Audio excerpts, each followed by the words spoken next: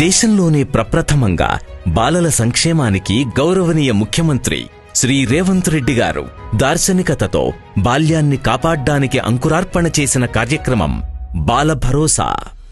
రాష్ట్రంలోని 5 ఏళ్లలోపు పిల్లల్లో శారీరక మానసిక లోపాలను గుర్తించడానికి అంగన్వాడీ టీచర్లు, ఆశా వర్కర్లు సర్వే చేసి వివరాలు స్మార్ట్ చెక్ 42లో నమోదు చేస్తారు.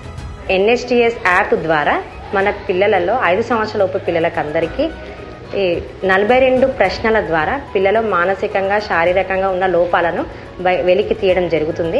RBSK టీంలో ప్రాథమిక వైద్య పరీక్షలు చేసి లోపాలు గుర్తించిన పిల్లలను ప్రాథమిక ఆరోగ్య కేంద్రాలకు లేదా జిల్లా ఆస్పత్రులకు పంపిస్తారు.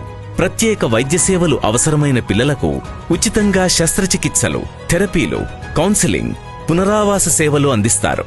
పిల్లలకు వైద్య సేవలందేలా ప్రభుత్వం బాధ్యత వహిస్తుంది.